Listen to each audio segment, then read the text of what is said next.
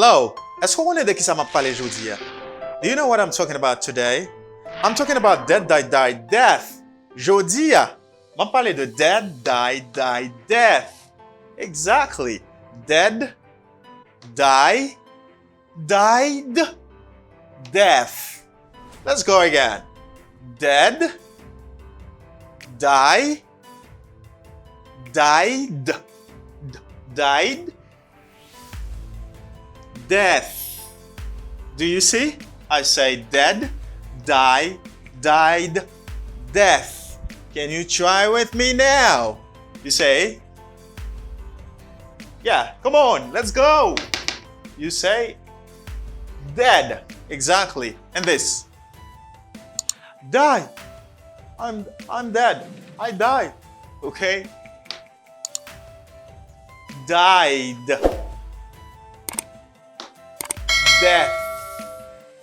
Voiceless TH. I say death. Death. You'd like to know what they mean and how to use them? Watch this video till the end. Ou ta remen kon ki sa ou vle di et comment pour utiliser yo? Gade vidéo ça jusqu'à la fin. M'am reprendre pour nous? Let me say again for you. Dead, die, died, and death. Great now. I'm sure everybody can pronounce them. I'm kwela tout moun capable rive prononcer yo. Again you say, this is a test, a short test. Let's go. You say, oh, ou pa vle prononcer. Come on, pronounce it. Don't be afraid. Pa peur, mes amis. Come on. You say, dead, exactly. Die.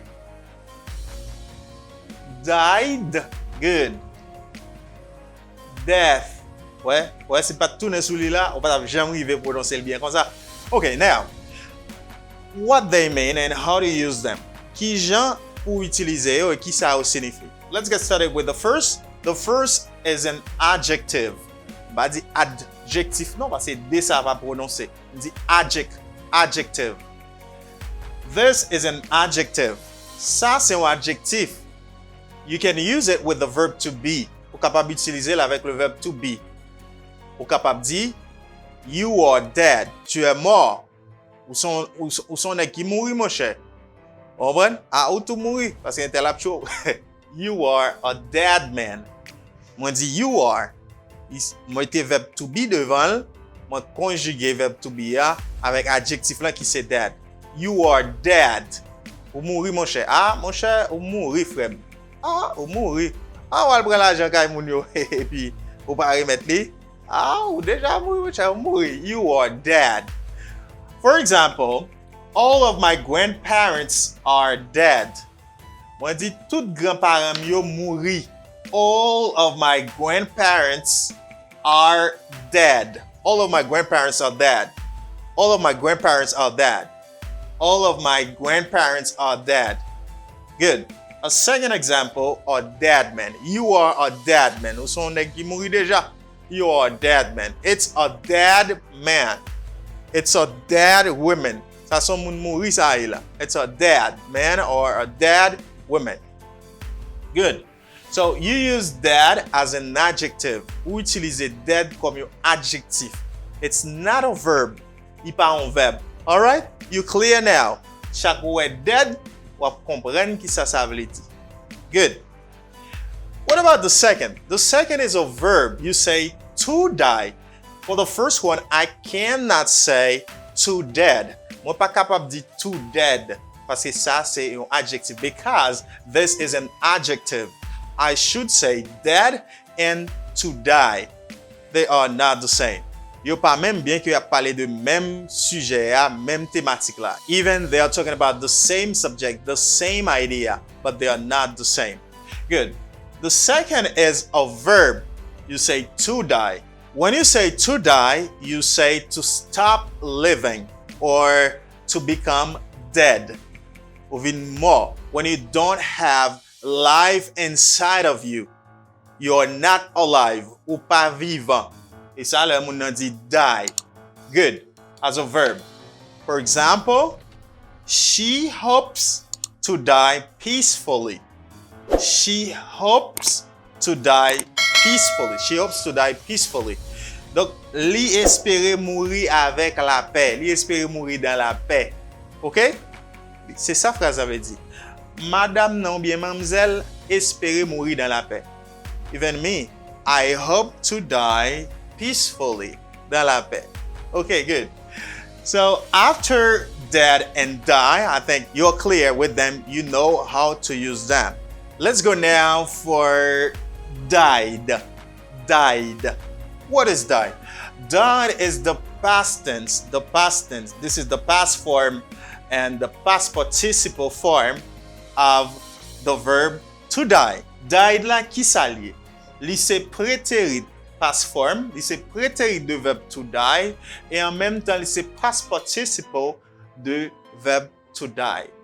So I can say the verb to die is like this.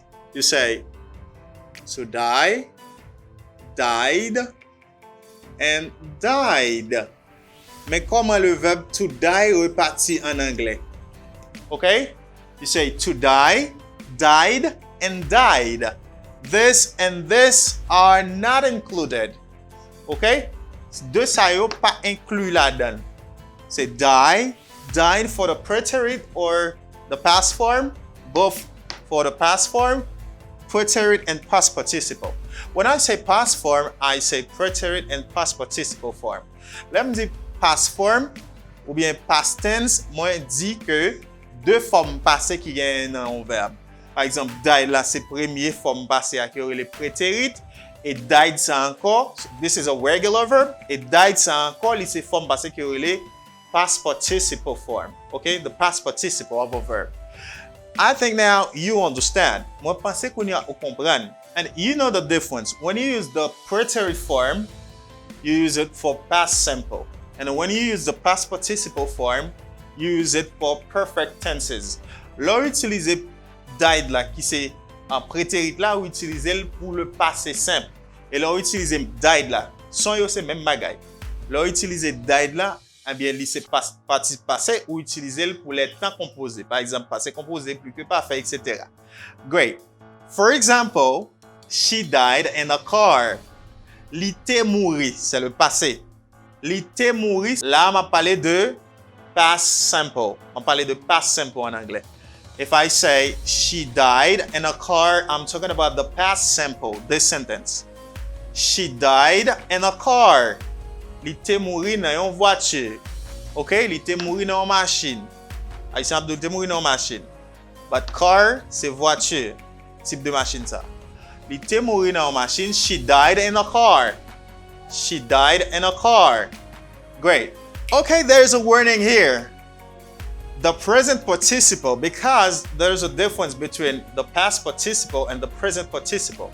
The present participle is the verb plus ing, and the past participle is like the second past form of the verb. L'em dit present participle, c'est lorsqu'on mette ing dans un verbe. For example, the verb to go, the present participle of the verb to go is going. C'est lorsqu'on mette ing dans un verbe là. Ça, c'est present participle of the verb to go. Eh bien, past participle à lui-même, c'est deuxième forme passée d'un verbe. For example, this verb is a regular verb. Let me give you another verb as an irregular verb. For example, the verb to go, you got go. Went is for preterite, the first past form. And the second past form is past participle form. The past participle of the verb to go is gone. Okay, you can see that. Preterite, past participle. And now you know the difference between present participle and past participle. Now I got present participle as this is dying. You have to pay attention with that because if the verb is to die, you do not add ing after e. Like when I have the verb to go, the verb is go. And the past participle, I just add ing. Verbe là c'est go, et participe passé, I'm just ajouter ing. But here, the verb is die. You cannot add ing. You just turn I-E-N-Y before adding ing. Ou juste tourner IE en Y avant qu'on ajoute ing. And when you say dying, you talk about a desire. You talk about a strong feeling. For example, I am dying for this girl. Ma mouri pour femme ça. Lorsque vous utilisez die qui vient prendre ing, c'est tout dans temps continu, dans forme continue ça yo. Donc son façon pour exprimer un désir qui fort. Est-ce que là, un sentiment qui fort. Donc vous dites, m'a mouri pour femme ça. I am dying for this girl. C'est dans le contexte ça qu'on est capable d'utiliser. I think you understand everything is clear. Okay, everything is clear for you. And now, what about the less? The less is death. Death. Death is a noun. Remember, this is an adjective, this is a verb, and this is the past form or the preterite. When I say past form, I say the preterite or the past participle of this verb. The same verb. Verb. Die. And this is a noun. Ça, c'est un nom. Everybody knows a noun. Like if I say marker, marker is a noun. If I say a video, video is a noun.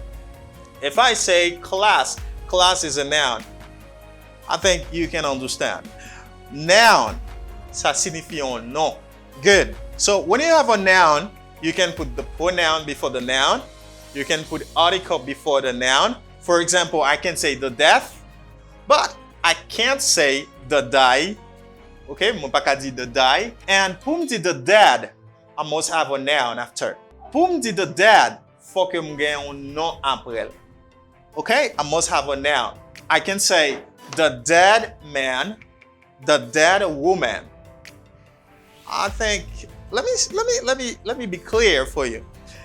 Okay, je ne suis pas capable de mettre article devant verbe ça yo. Je ne peux pas dire the. Est-ce que je peux dire le ou bien la mourir? Ça, c'est nonsense, ok? Donc, je ne peux pas dire le ou la mourir, ni forme passée, je ne peux pas mettre article devant. Yo. Par contre, I can put an article before the noun. Je suis capable de mettre un article devant nom. Ok? Je suis capable de dire la mort de. La mort de un tel. The death of Talmud. Ok? Sa mort. Je peux dire his death ou bien her death. Comme ça, je suis capable. Mais je peux mettre article devant ça, tout. Les mettre article là, il faut que nous ayons un nom après. Par exemple, là, je mets un article. Je dis a dead man.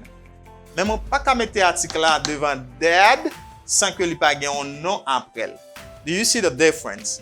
Pour mettre un article, quel que soit l'article là, ou bien un pronom devant dead, il faut que il y ait un nom après dead là.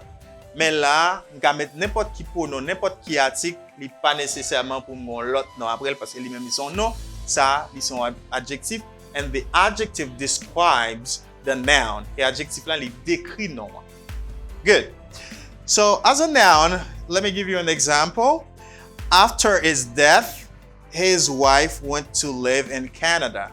After his death, his wife went to live in Canada. After his death, his wife went to live in Canada. Qui sa phrase a dit? Après la mort monsieur, Madame monsieur te al vive Canada. So you can see this is a pronoun. Ça c'est un pronom. D'accord? Okay? Good. After his death, his wife went to live in Canada. I think today you understand the class. Let me know in the comment below. Fais-moi connaître dans les commentaires si vous bien comprendre classe ça and make the difference between dead, die, died and death. Je vous dis à vous bien comprendre pour ça ou pas tromper encore ou être capable d'établir différence pour compte entre dead, die, died avec death. Thank you so much for watching. Merci à ceux qui regardent la vidéo jusqu'à la fin, qui apprécient, qui like, qui commentent, qui partagent avec tous les amis parce que vous avez grandi et vous encouragé à travailler. Merci à tout le monde qui contribue sur une forme ou une autre forme. My name is Daniel and it's always a pleasure to work for you. Catch me in a more interesting video. Bye for now.